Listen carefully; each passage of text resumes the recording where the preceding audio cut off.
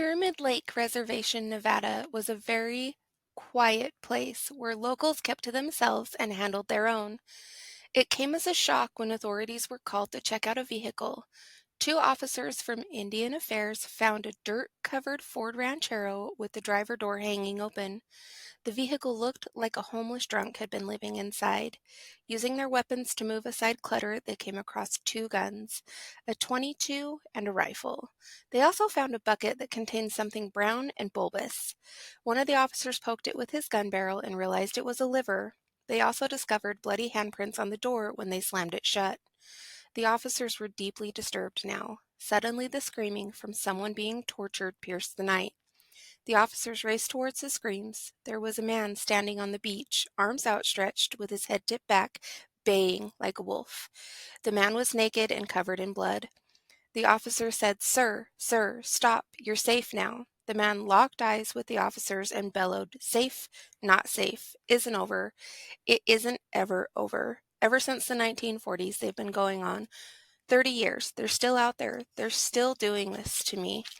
They poisoned me, my heart. They poisoned my heart. The officers dragged the blood-covered man like a rag doll toward the car. They asked him questions but got no answers.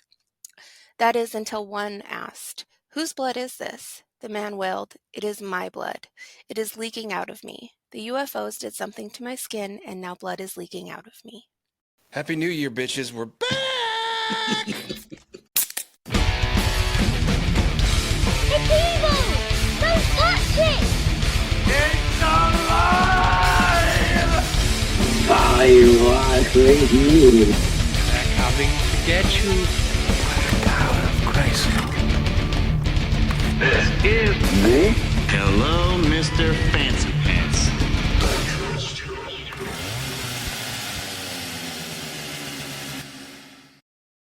Hey guys, welcome back to another episode of Hello, Mr. Fancy Pants. From the opening, we're just coming in hot. This year we're coming in hot. Yes, we are. Screaming right in there. I'm Spar. Zach, how are you doing, my man? I am squeamish. How are you? It's gonna get worse before it gets better. Lindy, how are you doing? I am good. I am really good. Excited to make all of you vomit today. So Let's rock and roll. Could I get a bucket? it might be a good idea. Make sure it ain't a leaky one. Motherfucking Todd. Back for an episode. Probably gonna regret that as this goes on. Hey, choices. You made them. Yep. How are you, Matt? You doing all right? Oh, yeah. I can't wait for this one. You can't? I can't. I think I'm going to make it. I think I'm going to pull through, power through. Or I might have to take a break. I don't know. We'll see how it goes. Well, peanut butter covered. I had to take a break during the book, so whoa, if And you that had to doesn't take a break, happen. we're in trouble. yeah. It's going to get rough. It's coming in hot and dry, I feel. Well, let's not beat around the dead body, Lindy. What are we talking about today? Let me pull the trash can a little bit closer, okay? Now I'm nervous. I'm going to wait to tell everybody what we're talking about. You'll know within the first sentence of the opening or of the story. So, Okay. Well, let's get this shit over with. everybody ready? Mm-hmm. Okay. No. On May 23rd, 1950, Richard Chase Jr. was born. Oh, that fella. I have no clue who this person is, and yet I'm still queasy already. Yeah. Oh, yeah. Richard Chase Jr. was born to an overdramatic Beatrice and abusive Richard Sr. So his dad was a dick? Okay, Oh, I'm just, yeah. all right. And his mom was, A Bea? Beatrice? yeah, Beatrice. The first box has been checked. Yes. Beatrice loved to accuse Richard Sr. of infidelity, drug use, and of poisoning her. Oing, oing, oing, oing. Richard Sr. used violence to try to control his wife's extravagant outbursts. Little Richard felt like the constant, little Richie felt the constant criticisms from his father and crushing oppressive interest from his mother. She hovered over him and pushed all of her delusions right onto him from day one. We've never heard this sort of thing before, have we? It's Never. brand new. Yeah. This isn't a recipe for disaster or anything. Check. Yeah. Richie was developmentally stunted and was quiet and uninterested in life outside of his home. Check. Well, apparently, even if you hate each other, but you live in really, really close quarters, like a one-room apartment, you still get frisky. Beatrice got pregnant again in 1954. Richard Sr. got a new job opportunity, and so the family was able to move up in life. So they moved to Sacramento and into a house. B Was it on the didn't east like... side? To a deluxe apartment in the sky? Mm-hmm.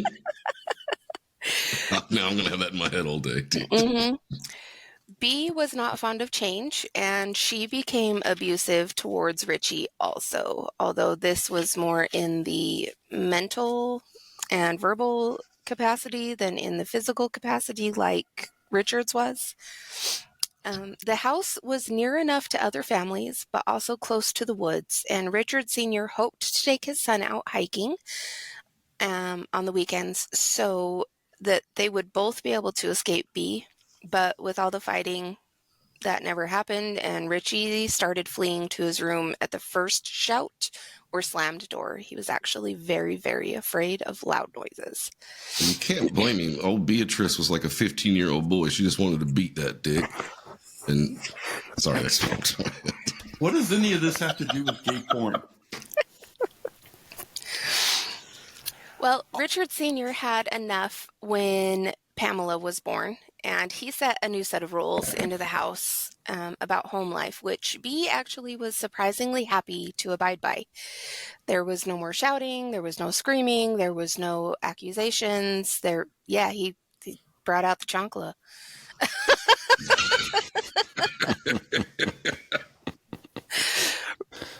And life seemed to be going good. Richie started school and he did really well. He made acquaintances and he started venturing out to the neighborhood or to the woods, but still always alone. He never took anybody with him. And with his parents basically ignoring him now because of the baby girl, he stopped wetting the bed and started pursuing his own interests, like killing cats and playing with their corpses. Wait a minute. Did you say like other interests? Like what? Mm-hmm. Those are interests. It's what gets you to stop wetting the bed. You need responsibilities, and his responsibilities became. So this is where I have to tell everybody that I'm really sorry. This episode contains a lot of animal death. Mm-hmm. Beth, don't listen to this one. And then it doesn't get better. It gets a lot worse. A lot worse. A whole heifer size worse. Uh-huh. B caught Richie hiding a dead cat in the garden one evening when he was 10. And the discovery that her son was the cause of the missing cats around the neighborhood basically caused her to snap and go back to her old ways. So, in response to B's actions, Richard Sr. also returned to violence. Oh, great. Yes. B started stalking her husband at work. Richard couldn't take it anymore, so he took her to a psychiatrist. There's no more slapping her in the face. Beating the children is completely okay, but once you start talking back to me like that, then maybe we need to take you a shrink. I feel like I'm reliving my first marriage. Oh, no.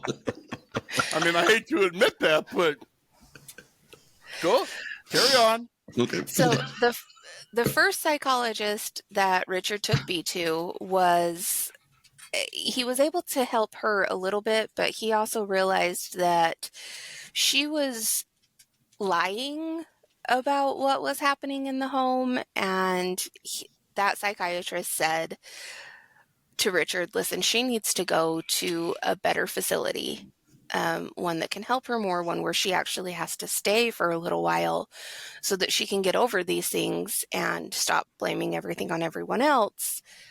And this is in the 1950s, so there was still a great deal of, what's the word I'm looking for? You need to lock her up and ram the dildo in her. That'll fix her. Yeah, well, there was still a lot of speculation. Like social stigma with that sort of treatment.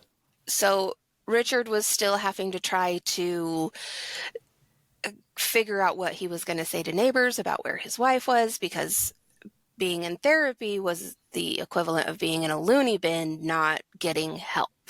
Right. It was more of a place to store people to get them out of other people's hair than what it was to solve anything, really. Yeah. It was a very negative stigma to have in your household. It was bad on your name. It was all kinds of stuff. So, but while Bea was away at the second facility where she had to stay, dogs started to go missing from the neighborhood. He's stepping his game up. Hot dogs, get your hot dogs. But this didn't happen for very long. Dags. The dogs didn't go missing for very long because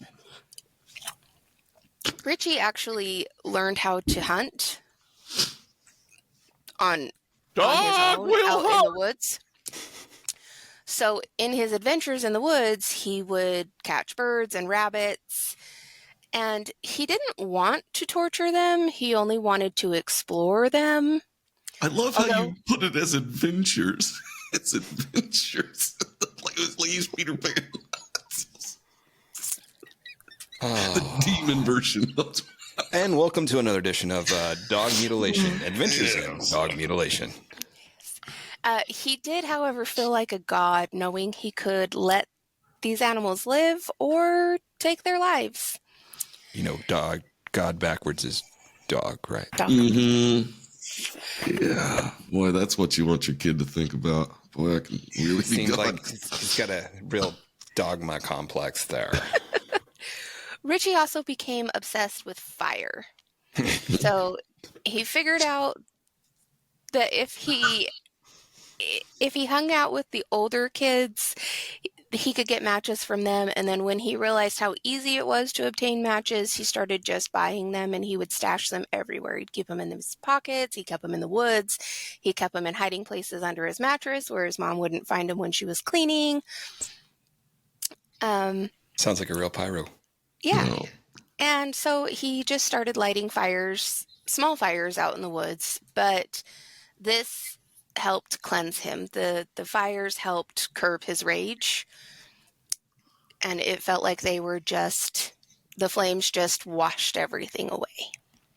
Can I got a visual on this, and probably only one of you will get it, but as soon as you said that, I was like, I imagined a guy hanging with a sign on it that said, "Man burner and horse thief."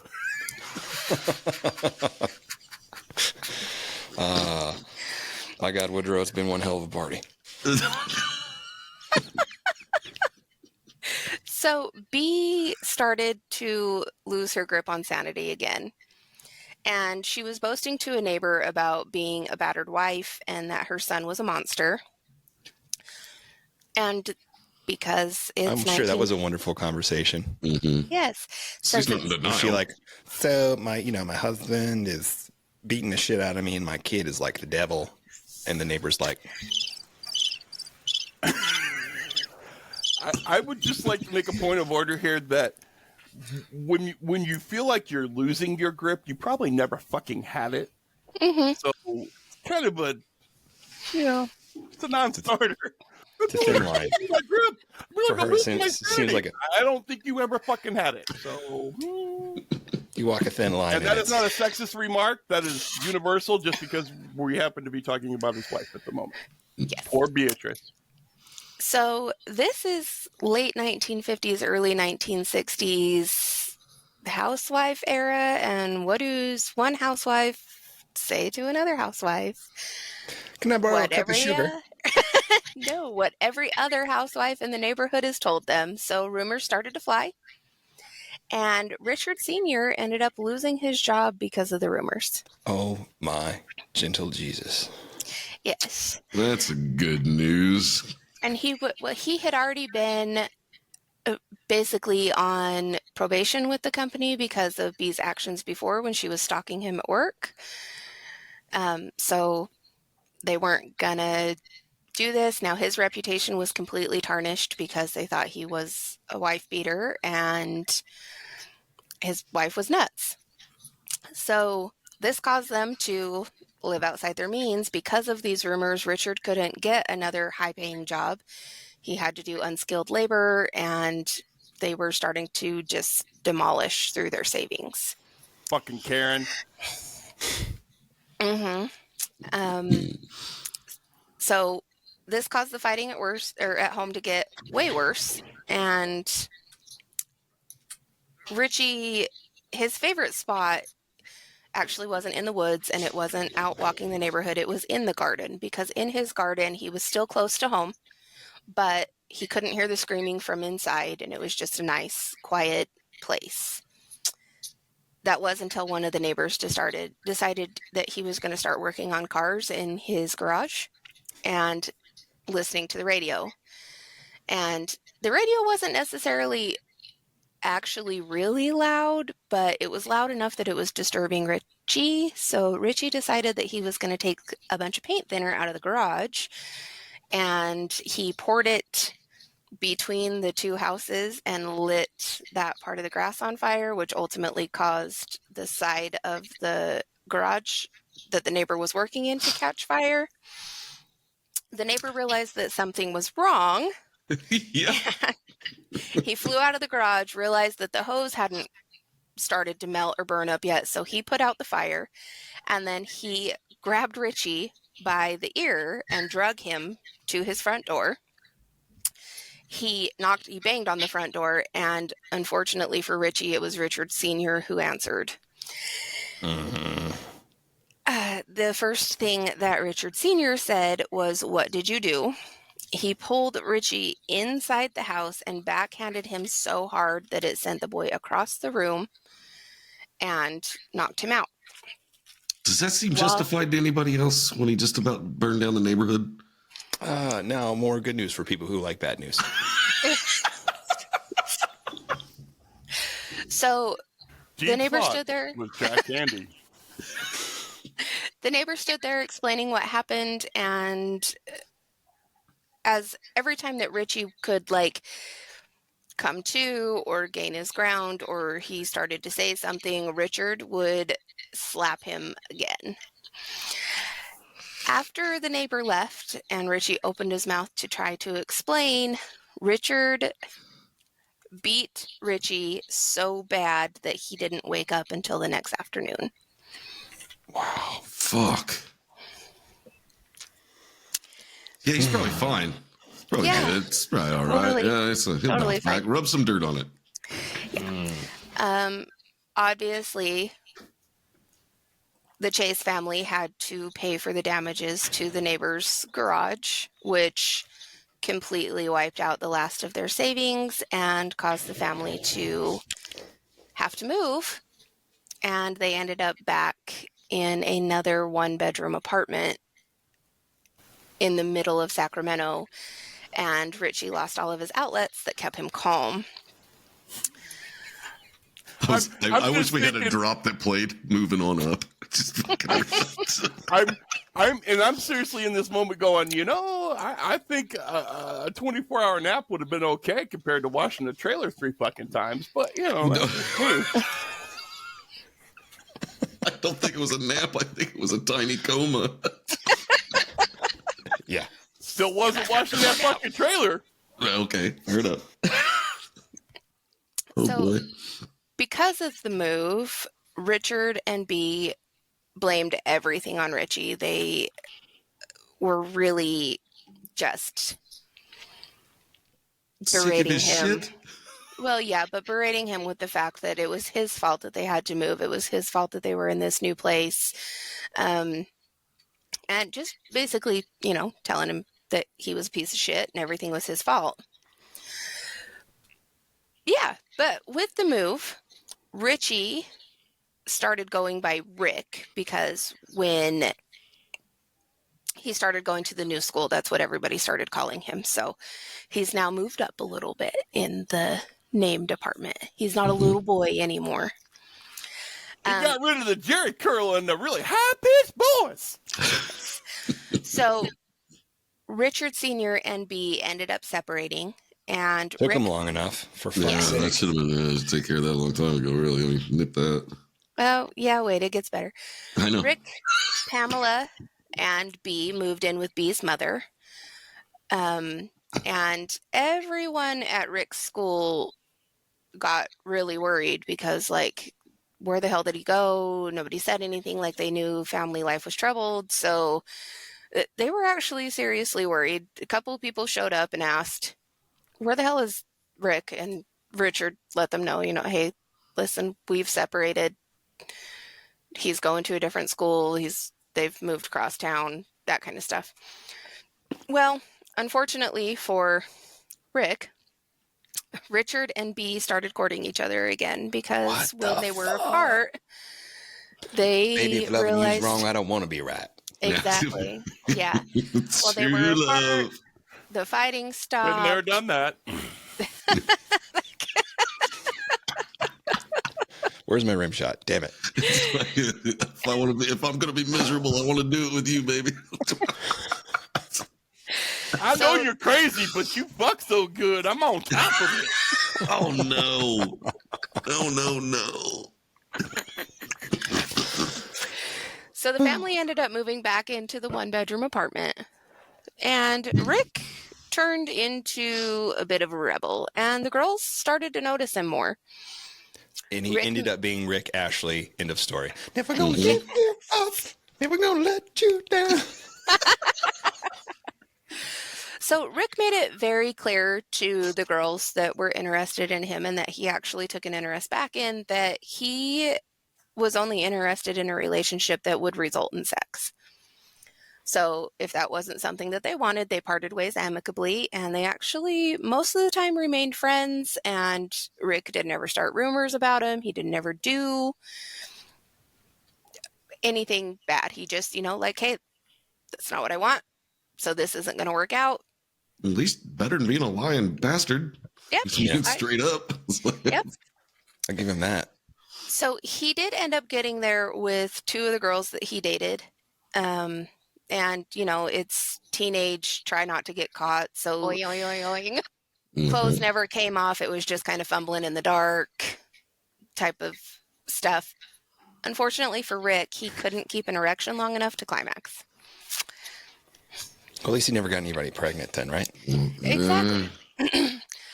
Rick, however, wasn't ashamed of this. He apologized to the girls and broke things off. He was, however, confused because when he was killing the animals or starting fires, he didn't even have to touch himself to finish. But with a girl, he couldn't get there. Okay, never mind. I'm sorry. I was going to ask you. Go for it. Just ask. Did he last long enough for them to finish? Because if he did, why is he apologizing to him? No, he didn't last long enough for them to finish. No, this is the era where we don't care about if they get to finish, Matt. Exactly. Oh, exactly. Okay, fair enough. We're still early 60s here. Why are we still talking about old limp dick Rick? So, with the confusion and that kind of stuff and all of the shit going on at home, Rick started drinking. If he couldn't afford the booze, he would go into neighbors' houses that were left unlocked, and he would just lift some bottles.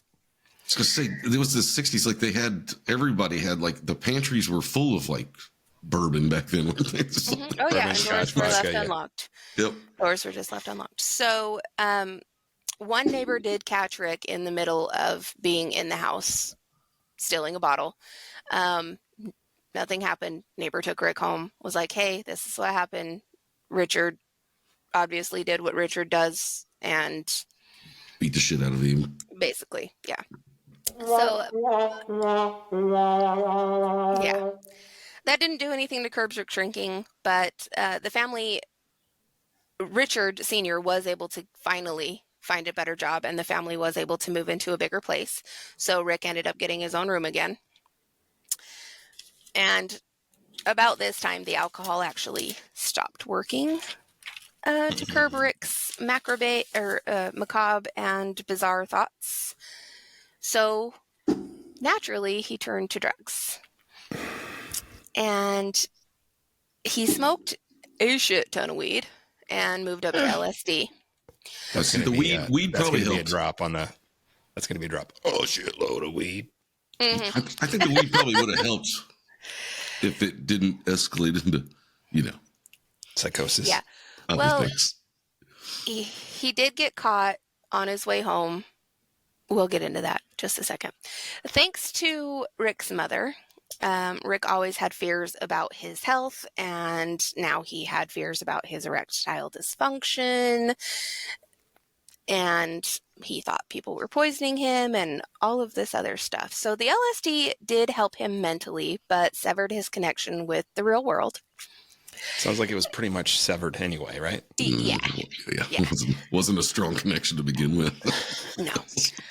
Rick was arrested for possession. He had so much weed on him that they got him with a distribution charge. But this was really just how much weed he smoked in between visits to his dealer.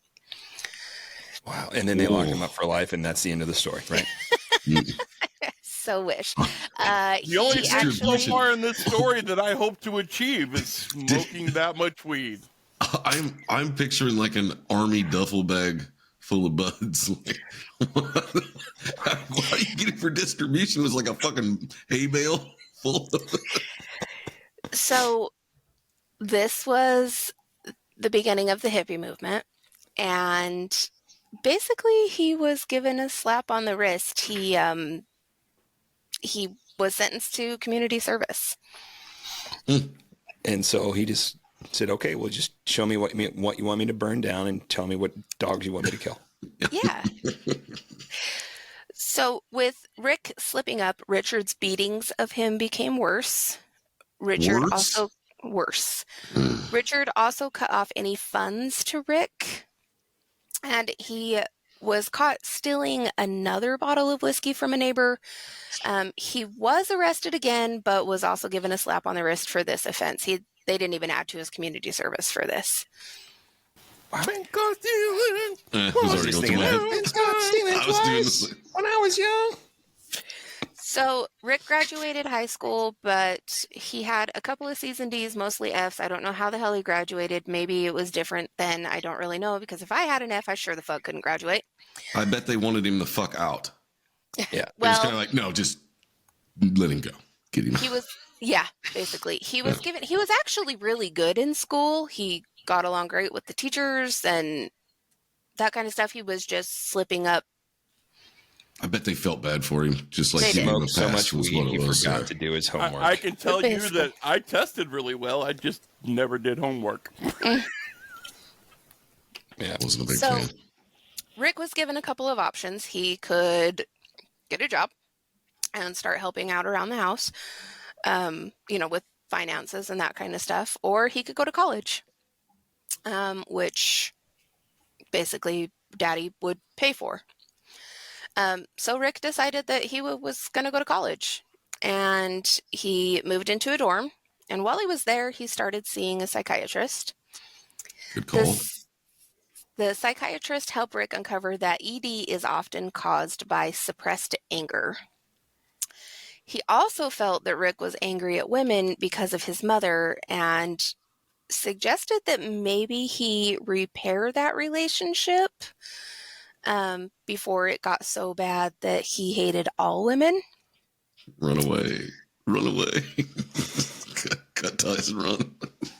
Rick told the therapist that he appreciated the recommendation, and he left. And then he set the building on fire. He He did not pursue the therapy any further or recommendations about his recommendations about repairing his relationship with his mother, and his hypochondria worsened.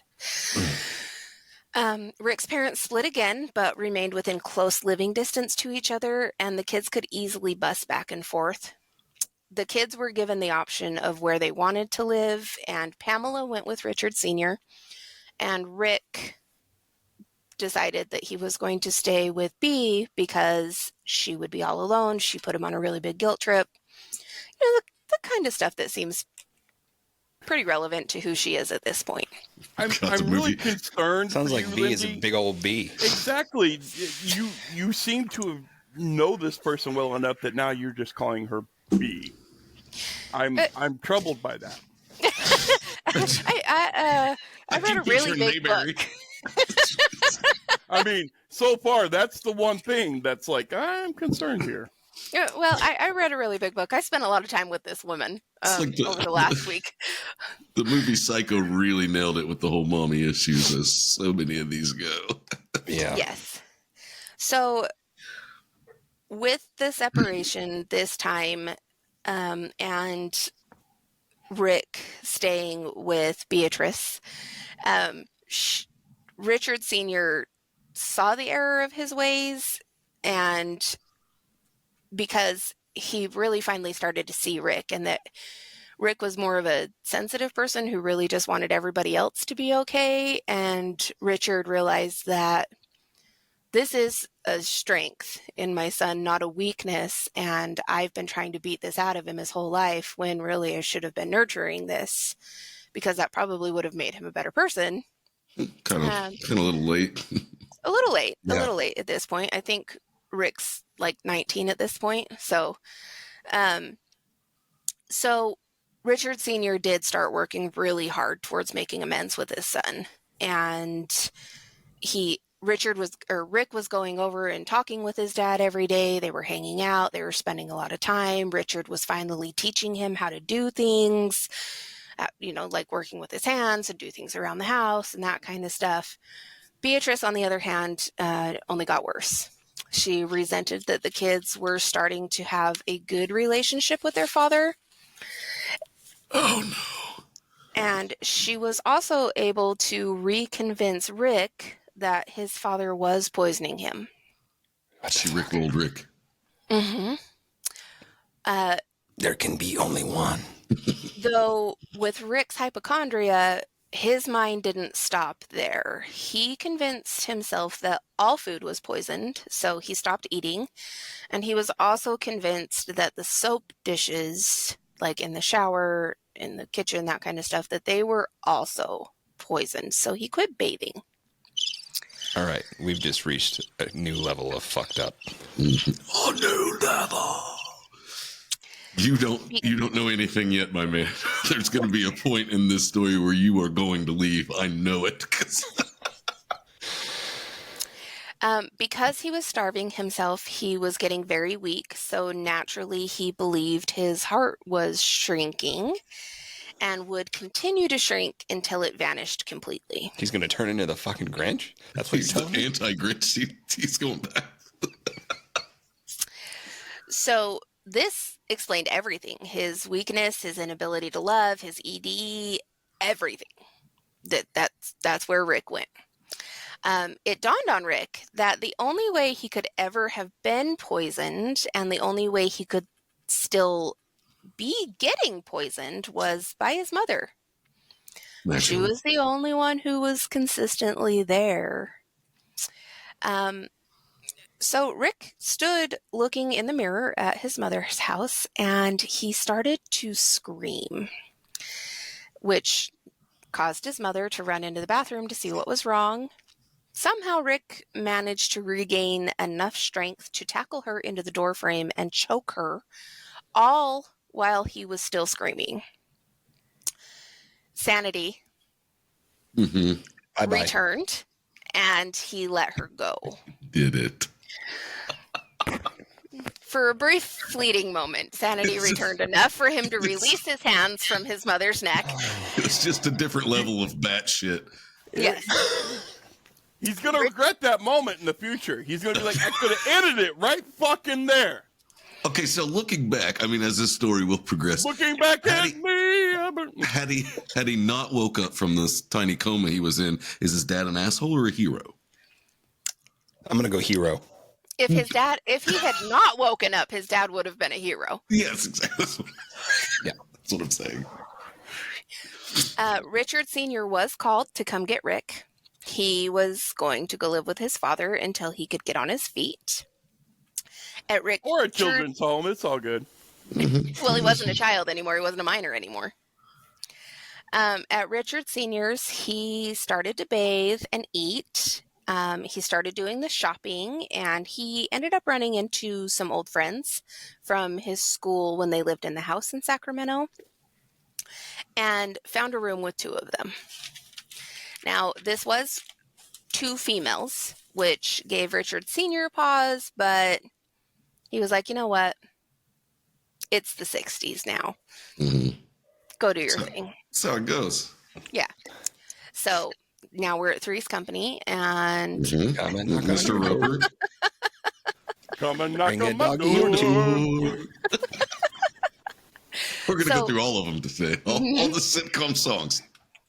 Rick's dad covered everything for him. All he had to do was take care of himself and try for a normal life.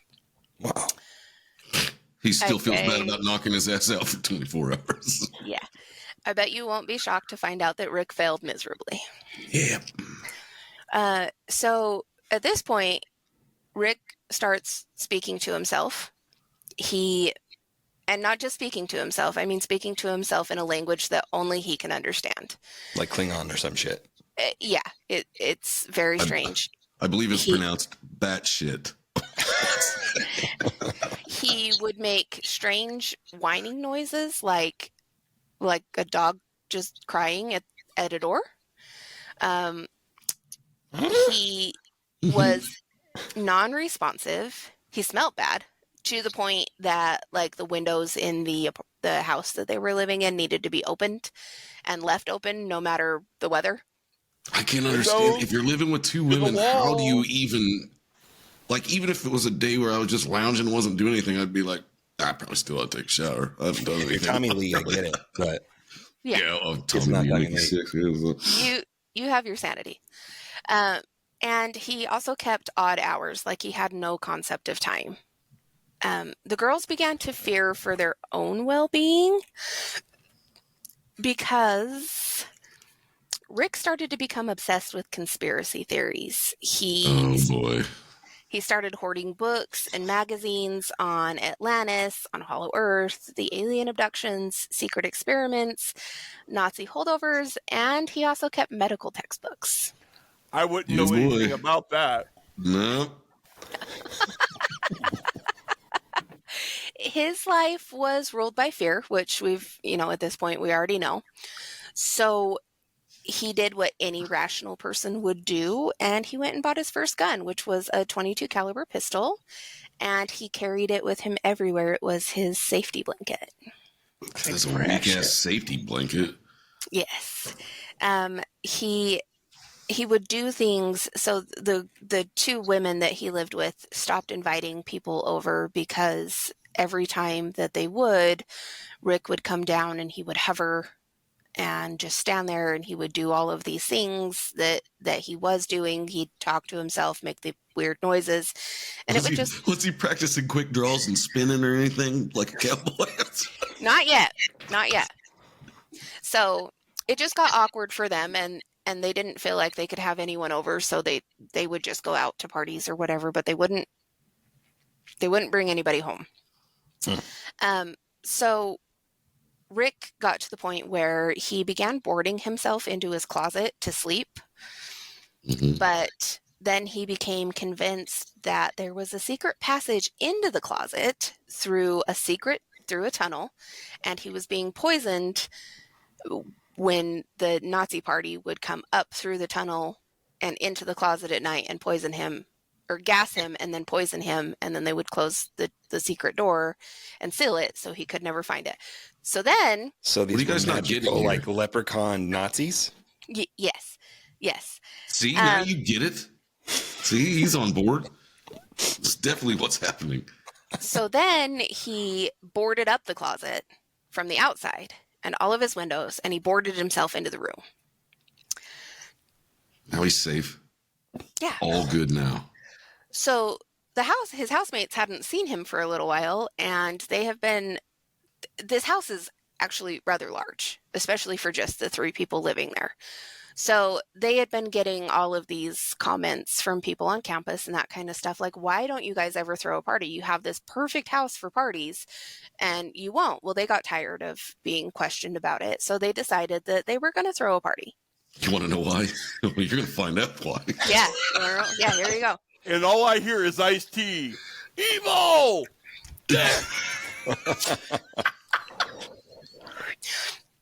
So this actually lured Rick out. He was social. He drank, but in moderation. He turned down a joint. And he was actually doing really, really well. Like, he was pleasant to be around. Some of his jokes were kind of off color, but nobody really said anything about it. You know, they were just, whatever, okay, great. This seems like the old Rick. But then a couple of guests left, and Rick opened the window and he yelled, "Yeah, you better run," jokingly, right? Which would have been okay. Would have been totally okay had he stopped there. But instead of stopping there, stopping there, he pulled his gun and waved it out the window. This was the last straw for his roommates. Yeah. It's kind of not cool. That was the last straw. Yeah, that's the one. They sat him down and told him they were afraid of him and he needed to move. When they told him that he needed to move, this was what really bothered Rick, because every time that they had told him that something was bothering them, he would do his best to stop doing that. That's why he started boarding himself up in his room. That was when he came down to the party. He was social. These women are unpleasable. Yeah. So he really just didn't get it. God, if you would have just told me not to wave a gun at somebody, I wouldn't have done it. I don't know why you didn't tell me that. Yeah. But instead of leaving, he did what he always did when he was put in a situation he didn't feel comfortable in, and he shut himself into his room. So the girls decided... At least the dogs and cats are safe when he's locked up in there. I mean... Exactly. So the girls decided, you know what? We're not going to push this. We know he's got a gun. We're not going to do this anymore. He's still on the lease. So we're okay. And they left. No. So they moved out. They went and got rooms in the dorm. And everything was fine. Rick didn't even know that they were gone until he decided to come out of his room one day. And when he realized that he had the house to himself, you know, he went even crazier. Oh, boy. Not like Home Alone crazy either. No. So when Rick was all alone, he started using drugs again in full force.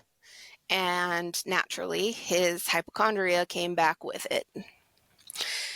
And when the landlord contacted Rick's father to try and figure out what was going on, Rick's father had no idea that the girls had moved out. So Richard Sr. and the landlord went to the house, and it took both of them to break into Rick's room to get him out. And when they did finally get in there, Rick hadn't eaten, and he was just skin and bone. Like, he looked like a corpse. And then he died. End of the story, right? Yeah, I so wish. I wish so very much. We're going to have a new king of the hill. I'm going to go ahead and tell you right now after this. God damn it, Bobby. You ain't eating. You look like a corpse.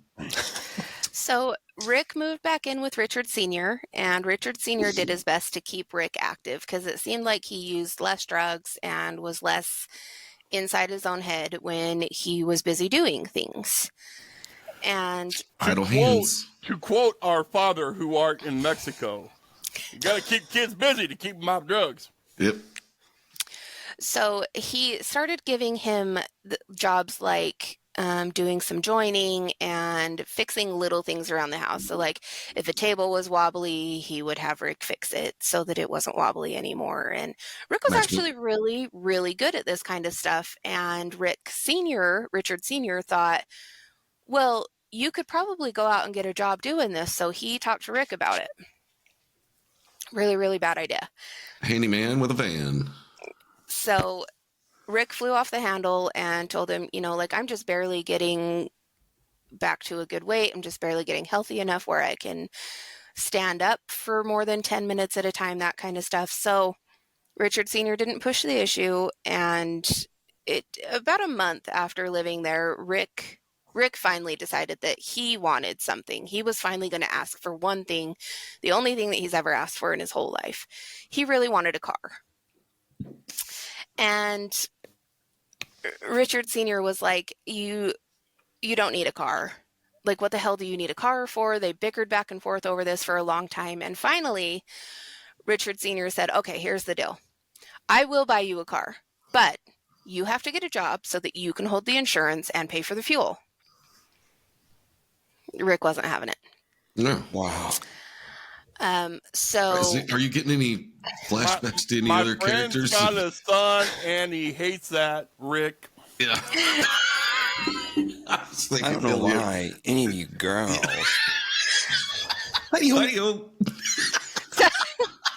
So naturally, this floored Rick, and he didn't need a job. His dad provided enough funds for the things he wanted, and his mother provided him his hot meals. I don't need a job. My daddy take care of me. Mm-hmm. Well, Richard couldn't take how pathetic his son was, and his anger came out in the form of finalizing the divorce from Beatrice. So these two were still married. Wow. And can't let it go. This was kind of the nail in the coffin for Rick, because he always thought that his parents were going to end up getting back together, but with Richard sealing the divorce, that was honey, over. We are never, ever, ever getting back together. Oh God, I hate you so much right now. It was there. I had to do it. Yeah. Well placed. Well placed. So Richard and Rick started arguing over everything, like everything, whether it was a non-issue or not. It was just, it was something that they were going to fight about. So Richard decided that it was time to send Rick back to Beatrice until their tempers could cool off. And Rick's arrival back at Beatrice's house was welcomed by his mother, but not his little sister. His little sister found him very spooky. He looked like a cadaver. He threw tantrums. He would lie face. Hang on. He looked like a dick. I was like, whoa, hey, don't just step past that. That's pretty good. He would lie face down on the floor, moaning and groaning. He would speak in a language only he understood. He would hiss, and he would grunt, and he would squeal, and he would scream. And that scared the shit out of his sister to the point where she actually ran away. Rightfully so. Yes. Beatrice, being the person that she is. B. That's a real big B. She obviously placated Rick on all of his health concerns. She actually fed into them, and she would also rush him to the emergency room every time he said something was wrong. Yeah, but isn't part of it's her fault anyway? Like for fueling the fire in his head with the Oh yes. The doctors told her psychiatric evaluation was recommended, but she wouldn't take him because she had that happen to her and it didn't do anything. Rick suffered from severe headaches. He thought it was his bones grinding together. And Beatrice fueled this even further by telling him she never thought his skull had fully fused when he was a baby. I think his father unfused it for a bit. That's what happened. So, to prove to everyone that he was not lying, Rick shaved his head. And he would stand in the mirror for hours and hours on end, watching his head. Talking to Staring me? at himself, going, You talking to "Quit me? looking at me, Swan." So he could see the See if it plates move. See if it move or what? rubbing together. Yes, Yeah. which started a whole new string of hospital visits. I'm going to guarantee you, even if, okay, you'd have to be batshit to do that in the first place, but even if you're not crazy, if you did stare at your head for like hours and hours and hours, you'd be like, I think it moved. Yeah. Justification. Eventually, you're going to see what you want to see, Yeah, right? something's going to happen, yeah. Well, Rick obviously couldn't Let's try that again. Rick Okay. couldn't differentiate between reality and fantasy, or fantasy and dreams. Cuckoo. And Huh? It's gonna roll a d20. yeah, Oh no, there his head moved. from dreams, he started taking on the personas of the people that he dreamed that he was. And because he couldn't separate that this was fantasy from reality, he would go in and out of himself and these other personas. It's all coming together. It's all coming yeah. together now. Yeah. So B realized that the living situation was bad for everyone. So she loaned him her car and gave him the little bit of money that she had saved so he could go on a road trip to find himself. What the fuck? I don't, just pack your bags. Pack for warm or cold. I don't give a fuck. Just get out. See you Take later. my car. Take my money. Fuck off. And why am I seeing Johnny Depp in a convertible right now?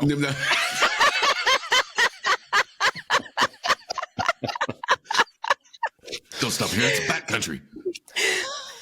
So, Wait till that fucker sees the bats.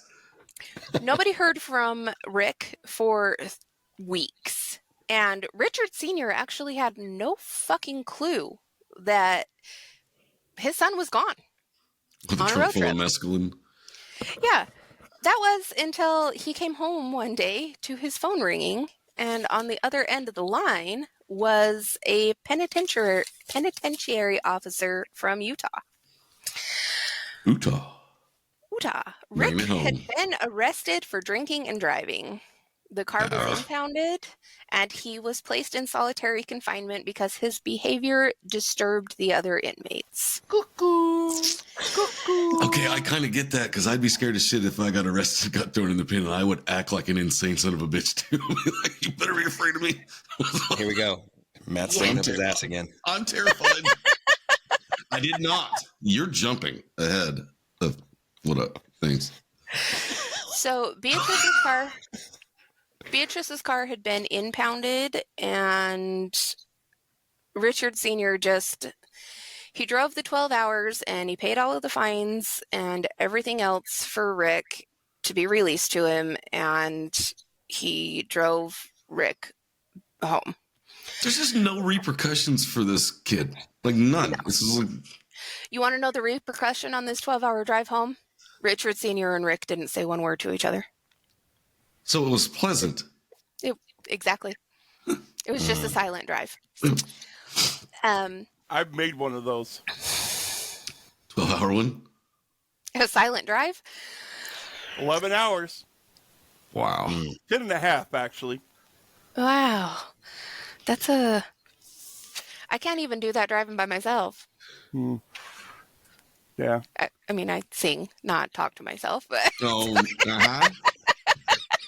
The only And conversation. how do you feel about that, Lindy? The only conversation that happened.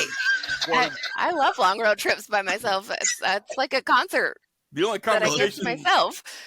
The only only conversation conversation that that's had. happened on that was when we stopped to buy me a pair of work boots, and it was, do those fit? Yeah. All right. Okay. Oh. So Rick started claiming that he was gassed in prison and that they performed surgery on him while he was unconscious. Naturally. That's what they do there. In the Richard? in the drunk tank. It wasn't even prison. Yeah. No, he was actually in the penitentiary. Oh, it was. Okay. Yeah. Once he was home, arguments with his mother just escalated. And one night, Rick was invited to a gathering at a friend's house. Trigger warning for everyone. As soon as you said gathering, everybody should have thought it was a trigger warning. In the first. Yeah. Rick came to the gathering with some liquor, and he interacted in a mostly normal way. The little group of 4 ended up running out of beer, so there were the 4 people there. There was one girl, Rick, and then 2 guys, the 2 guys that lived in the apartment. Well, the 2 guys ran on a beer run. BEERUN. I wrote that in just because I knew you guys were going to do that. So this left Rick and the girl alone together. Oh, boy. Rick climbed onto the sofa with her and grabbed her breast with both How you hands. doing? She told him no, but he didn't seem to hear her, is what she said. Is that how it works? Yeah. So she pushed him off No the couch. doesn't mean give up. No means find another way. Yeah. Yeah.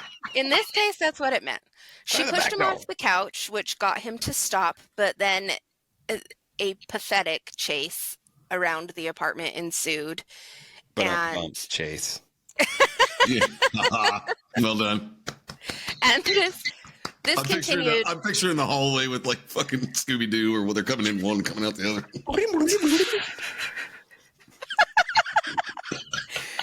This continued until the other 2 got back and they intervened. They asked Rick to leave, and he screamed, "Nobody has the right to tell me where to go. This is America. I'm free to go where I want and do what I want."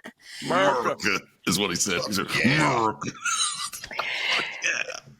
They argued for an hour before Rick grabbed his things and left, slamming the door. He argued for an hour about that. Nobody could tell him to leave, and then be like, "Screw you guys, I'm gonna." Nobody makes me bleed my own blood. Yeah. Nobody got up and locked the door after Rick left, so 2 minutes later, Rick let himself back in and started creeping towards the room where the girl was. Of course he did. Cuckoo. He was intercepted by one of the guys had gone into the room with the girl to try and comfort. Well, they had both gone towards the room to try and comfort her. Sure they but had. One of the guys was sitting there with her, and the other guy was like standing in the door, like leaning in the door. And so he saw Rick come back in, and Rick made the excuse that he had forgot his cigarettes, and that's why he was back. But then they started to argue some more. And the one guy that came out to try and figure out why the hell Rick was back realized that this guy isn't going to be able to stand up to me in a physical fight. So they got into a physical fight, and a couple minutes in to the physical fight, Rick's .22 fell out of his waistband. Rick didn't realize that the gun had fallen out, but the other guy, the one that wasn't fighting with Rick, saw it and grabbed the gun and hit it. Rick started screaming, whatever, blah, blah, blah, blah, blah, call the cops. So the 2 guys that lived in the apartment ended up calling the cops, and so did some neighbors that heard what was going on. And so Rick was hauled away. Richard Sr. bailed him out again. Jesus, let him fucking marinate for a bit. Son of a... Yes, the 2 guys in the apartment realized that Rick was going through some things, and they didn't want him to get into any more trouble, so they didn't turn in the gun. I'd keep it on hand in case the fucker comes back. Right. After he was bailed out, he was taken back to his mother's, and it was decided that Rick would go to LA to stay with his grandmother. This is where it goes. This is where it gets good. We're almost done with episode 1, guys. Hang in there with me for just 2 more minutes. Episode 2 is going to be a rough one, motherfuckers. Yeah. So Richard's grandmother operated a school for developmentally challenged children, and as soon as Rick got there, she put him to work driving the school bus. Why the fuck wasn't this kid with her his whole life? She is what he needed. She would not allow him to be... Whoa. Was it a short bus? Yeah. Yeah. Not only did he rent it, he drove it. I'm the king of the world. Rick's grandma wouldn't allow him to be lazy or useless. And Rick actually did a really good job for about 3 days. 3 whole days? Yeah. But then he Showing got improvement. complaints from the parents of the children that he was unkempt and he stunk. And he wasn't keeping to the schedule. So he would pick up some kids early and pick up some kids late. And then one day, while everybody was at school, Rick's hypochondria came back into effect and he left and with the bus and took it to a hospital claiming that his pulmonary artery had been removed. He's just hanging on by a thread then. Yeah, it's just barely. Yeah. Mm-hmm. Yeah. So Give the boy a chocolate shake and give me some fries. the hospital did realize that Rick was under extreme mental duress, so they actually prescribed him some medication, like some antidepressant type medication, and to help his heart rate calm down, to help it, try and help his mind. But his uncle showed up at the hospital, picked up Rick and the bus, and didn't ever pick up the medication. He doesn't need that shit. What do those doctors know? His grandmother would not tolerate Rick's hypochondria. She had dealt with it with Beatrice for Beatrice's whole life, and she was just like, nope, fuck this. We're not doing this. He sent her back to Beatrice. She sent her back to Beatrice. I have one question. One? We've been in this for an hour. And I just found out that he actually has a living grandmother and an uncle. Yes. Where the fuck were these people his whole life? Well, he went to live with his grandma when his parents separated the first time. Oh, I must have missed that part. Sorry. Yeah. He should have stayed. Continue. Sorry. So,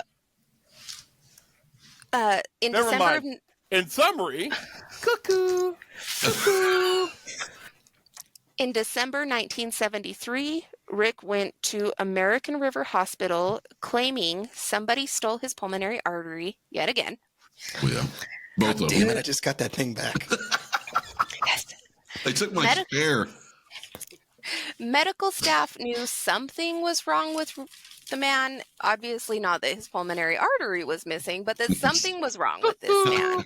How many years of schooling did they need to figure that part out? Right? I said it. King Missile song pop in my head. Something about detachable penis, but let's put in. Save that for later.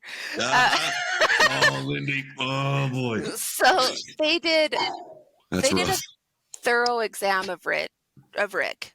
And Rick explained everything that he knew was wrong with him and ended up getting himself committed to the psych ward. End of story. He died in the psych ward? Yeah. I wish. Well, as the array of drug chemicals in his system cleared out, Rick started doing better and was able to manipulate Beatrice into checking him out. It was a what about Bob moment where it's like roses are red, violets are blue. I'm a hypochondriac, and so am I. All the orderlies are rolling. This guy's hilarious. Let him go. He ain't crazy. He's fine.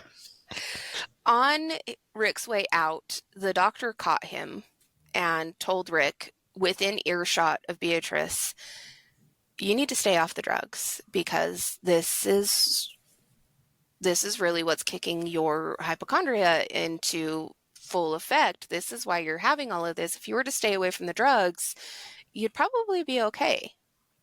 I don't like drugs, but the drugs like me. Yeah. So Rick was shuffled back and forth between his parents' houses so he could be watched constantly. And in this, he ended up having a dream that he was one of the younger brothers of the younger brothers, which is their two brothers that were in Jesse James's gang. And he took on this persona. And sorry.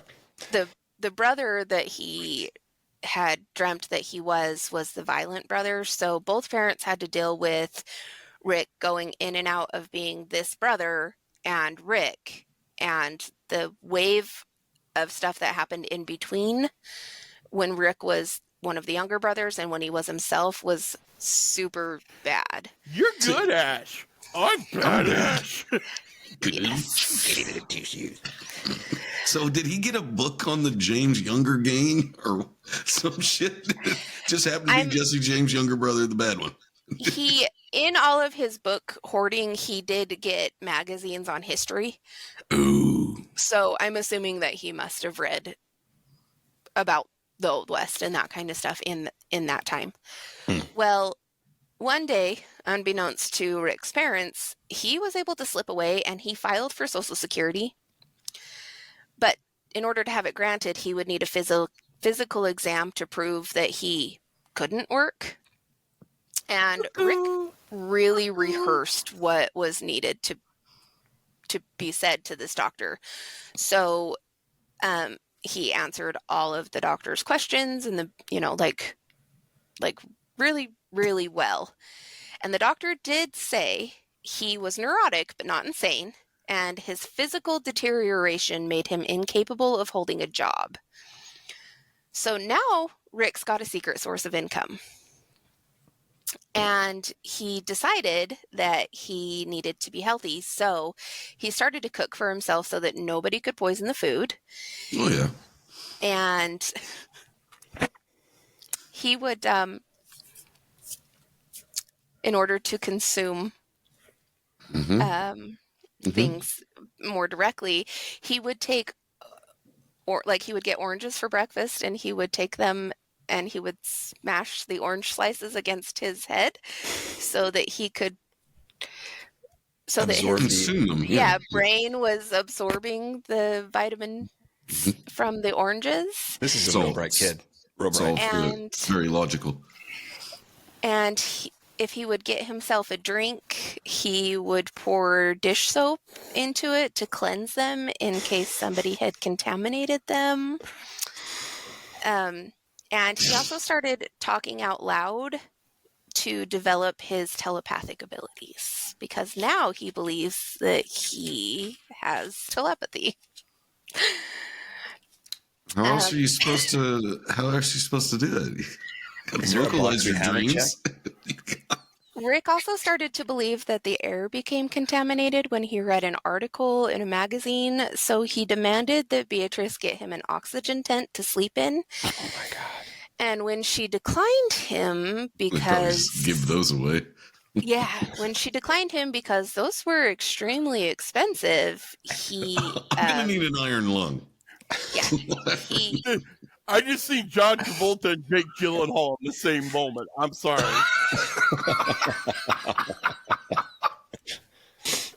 So keep in mind now, Rick's been cooking for himself, so his body's becoming stronger. He's actually got some weight behind him now. And when Beatrice declined him the tent, he slapped her to the floor. So basically he kicked the shit out of her. And then he just didn't say anything to her and he went about his day. But when he got home... There wasn't nothing to say. She done been told. She's been told. I'm not going to do it twice. When he came home, his things were packed and his father was waiting in the house for him, and his father was the only one there. I learned it by watching you. Yeah, exactly. Right. So the parents had decided that Rick needed to live on his own now, but they were going to pay for all of his expenses. God, what a rough childhood and upbringing this fella's had. I mean, everything's just... As long as he stays off the drugs. We'll pay for everything. We're not giving you any incentive whatsoever to stay off those drugs. We'll pay for everything so you don't have to work. What will you do when you're bored? What year is this? There's not even an Atari yet, is there? No, this is 1976, I think. This guy's screwed. No, it's just local people. Because we might have had Pong. We might have had Pong at that point. Because I'm going to keep all of the really, really, really bad stuff for the second episode, this is where we're going to stop for today. And the summary of this first episode is one word. Cuckoo. Cuckoo. Now all I can think of is, I'm really sorry, everybody, The Sound of Music, where they're singing that song. Which one? Coming out to say cuckoo, cuckoo. I don't know what I don't even know what you're on about. I've never watched that. I know all about it. Yeah. There's a spot where the kids are singing a song and the little girl's talking about the clock, and that's what she sings. Okay. So every time you say cuckoo, that's what hits in your head. Okay. Mm-hmm. Oh. Or And- related nicely to done on part one there, Lindy. Christopher Thank you. Waltz when he's cuckoo. And I knew, and I did know about this story, but you went way more in depth than anything I've ever heard before. So I like that. I took out as much detail as I possibly could, and this is still 30 pages. You know, Oh my God. And we're exactly halfway through right now. So the next episode will be about this long. Well, no, it's not. The episode's Nope. going to be longer because the guys are going to have to add levity to the next one. Okay. Because the next one's bad. I'm really There's- sorry. I feel like it's going to be me and Lindy in the room by ourselves for a little bit on that one, too. Probably. I'm not going to lie. Yeah. So, I'll go get some graham crackers. Good luck with that. Well, thank you, Lindy. Thank you guys again for tuning in, and continue to like, rate, and review the podcast. Remember, you can get all the video episodes exclusively on Spotify. It's free. You just have to download the app. Please do. It's better than, it's vastly superior to all other podcast players. Yeah, it makes these other three really happy when you like, rate, and review. I could give a shit less. I'm just. And what he means by that is he makes him extremely happy as well. well, yes. I might touch myself later, but you know. See? I So you're just doing a world of good. All right, guys. That's it for this week. Until next week, I'm Zach. Spar. Lindy. I am a meat popsicle. Okay, I love you. Bye-bye. Later. Later. Bye. It's evil! Don't touch it! Pyramid Lake. They're coming to get you by the power of Christ. This is Hello, Mr. Fancy Pants.